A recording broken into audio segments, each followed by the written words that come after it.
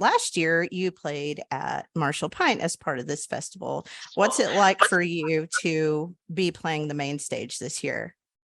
God, it's been a long time since we've been on the RiverStage, so it's gonna be exciting. I'm looking forward to it.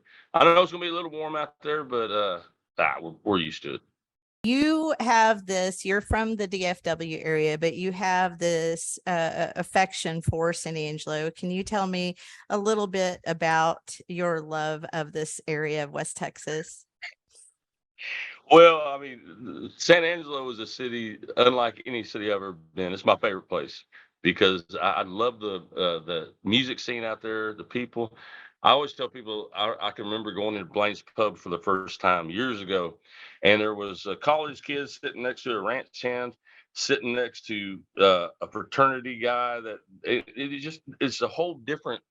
Everybody gets along, and there are a lot of bars in San Angelo, which is, it's a fun place to visit. I couldn't live there because I'd be in trouble.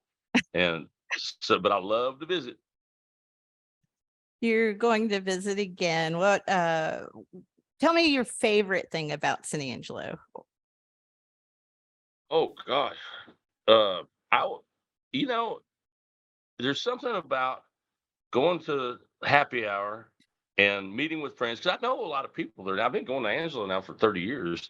And so meeting up with all my friends, some people I hadn't seen in a long time, some I still keep in very close contact with. But it's great. It's like a homecoming every time you go there, and I love Angelo. Talk to me about the stories that you tell when you are about to sing a particular song.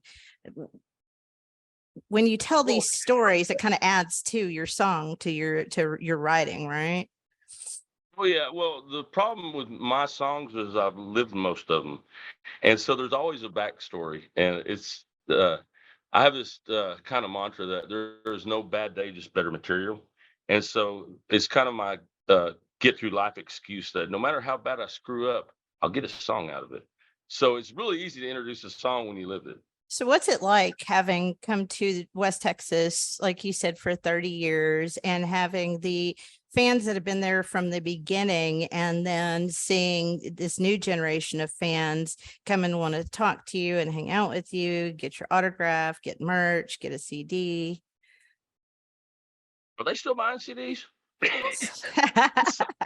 Now everybody's downloading. I tell you what, it's really different because we've been doing this so long that I mean, we started out selling cassettes, and then it went to CDs. Now there's this download, and now people aren't like I've got. I want to get in the studio, but nobody's pressing CDs anymore. So my son is in music now, and I have to learn from him how you market and stuff again. I'm just used to going and playing the bars, and apparently nobody buys CDs anymore. So you've got to market yourself, and that was not my major. Uh, no, I was an engineering major, so I don't know the first thing about marketing. But it's fun, the kids that we played for back when they were in college, especially the fraternities and well, Blaine's Pub was a good example too. It was a core group that always came out. Well, now their kids are listening to us, and we play a lot of private parties, and now we're playing private parties for their kids, and it's pretty unique. The kids will have a party, and then the parents show up, and it's like another good old get together. To me a little bit about James carrying on the Manders music legacy.